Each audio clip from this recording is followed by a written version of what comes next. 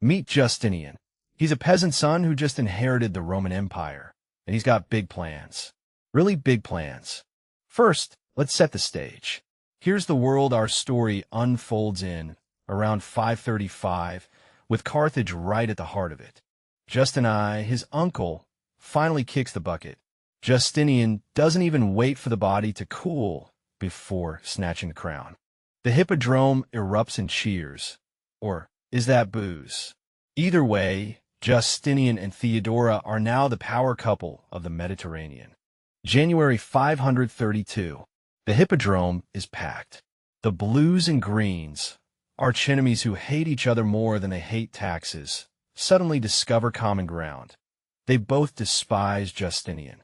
They start chanting Nika, Greek for conquer, and the cry spreads like wildfire.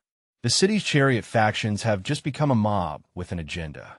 The mob spills out, torching the Praetorium and the Hagia Sophia. Constantinople, the jewel of the world, is now a very expensive bonfire. And here's Carthage up close, where our story really plays out. The imperial council is a mess of panicked nobles. Justinian's advisors are already packing for the harbor. But Theodora? She's just getting started. Theodora silences the room with a line for the ages. Royal purple is a noble burial shroud. The advisors look like they've swallowed lemons. Justinian perks up. Justinian decides to stay, and the plan shifts from flight to fight. Theodora's spine of steel just saved his throne and probably his life.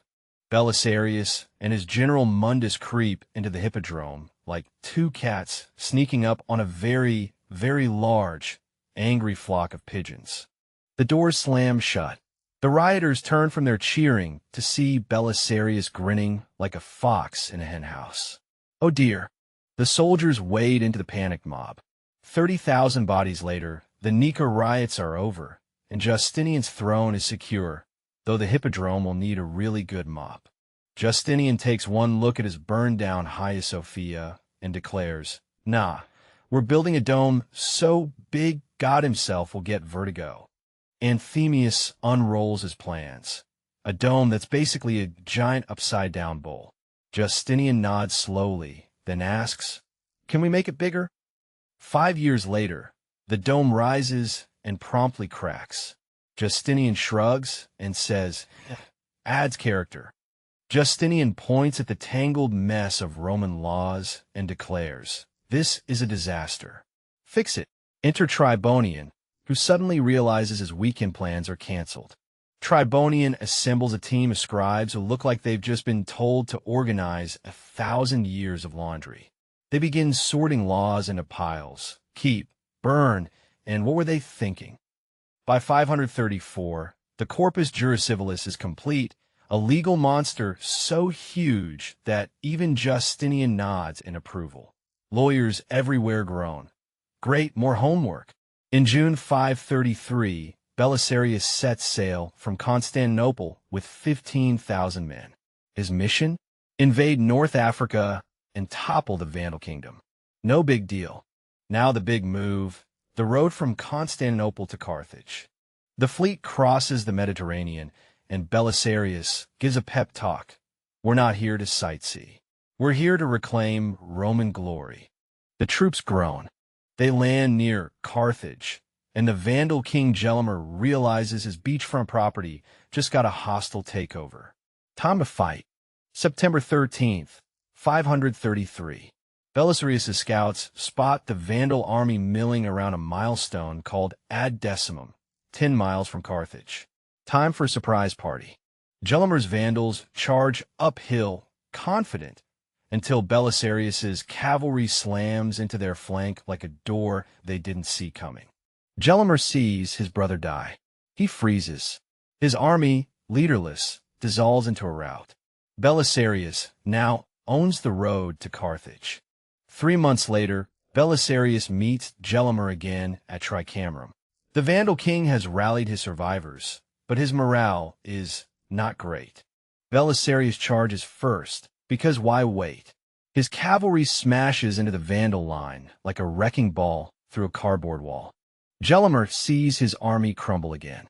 He knows the jig is up, he surrenders to Belisarius, ending the Vandal kingdom in a whimper. In 535, Belisarius sets his sights on Sicily, the perfect toehold for kicking down the Ostrogothic door. He brings an army and a grudge. Sicily falls like a ripe fig. No one puts up a fight. Belisarius barely breaks a sweat as he munches grapes and adds the island to Justinian's shopping cart. Next stop, Naples. The city gates slam shut, and the garrison yells, "Not today, Byzantium." Belisarius sighs and orders the siege engines forward. Belisarius gets creative. His men sneak into Naples through an abandoned aqueduct. They emerge covered in muck, but the city is theirs by surprise. Naples falls in November 536. The Gothic king Witigis, back in Ravenna, spits out his wine. "That Roman just won't stop," he mutters. March 537.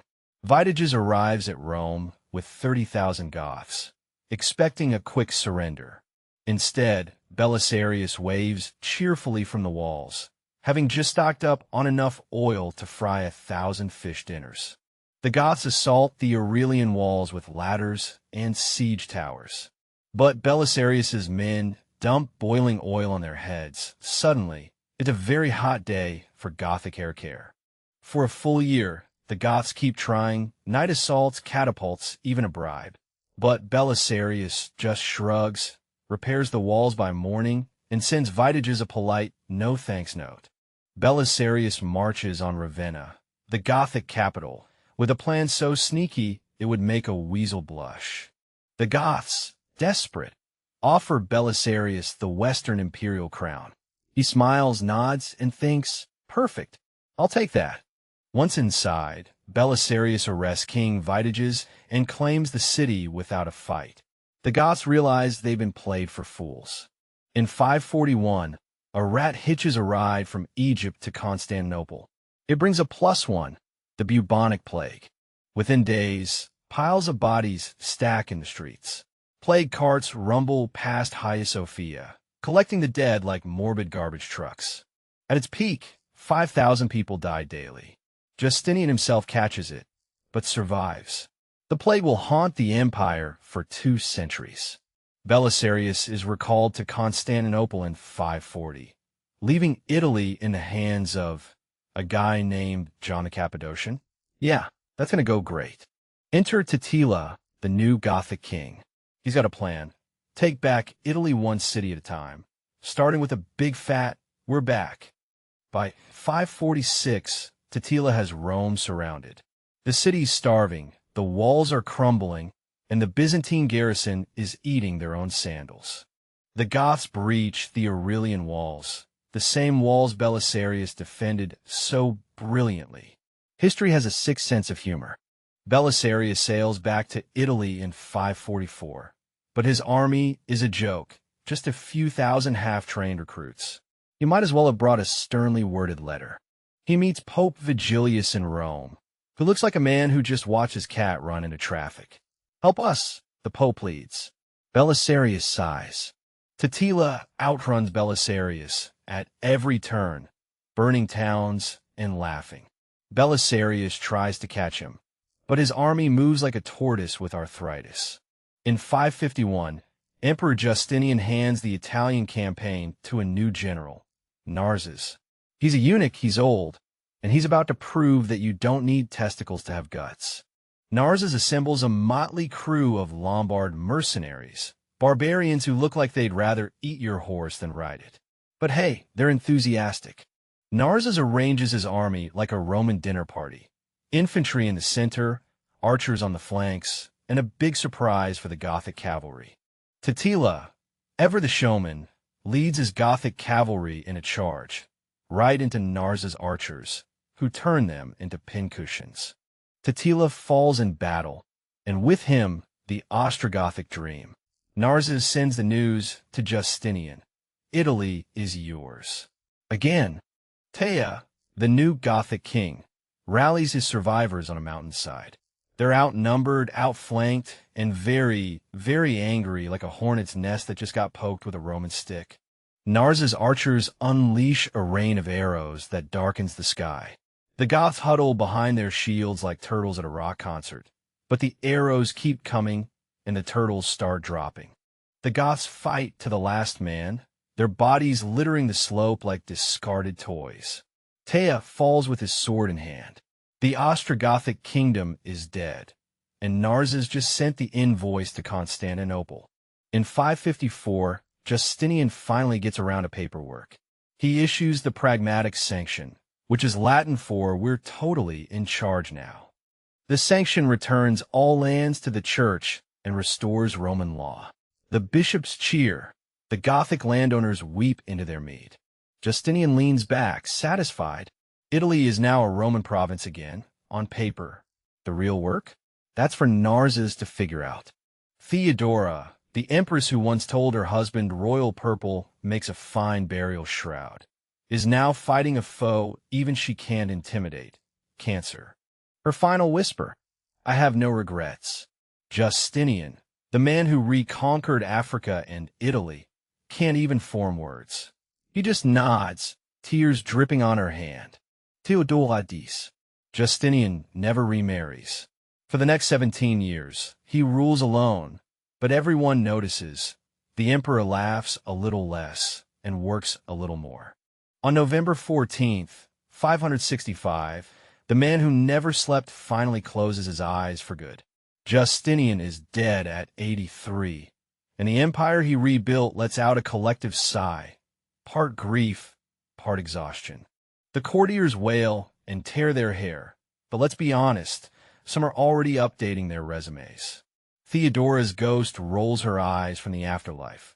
Told you he'd work himself to death. Justinian leaves behind a legal legacy that will outlive his empire, the Corpus Juris Civilis, and a church that still makes tourists gasp. Not bad for a peasant's nephew from Illyria.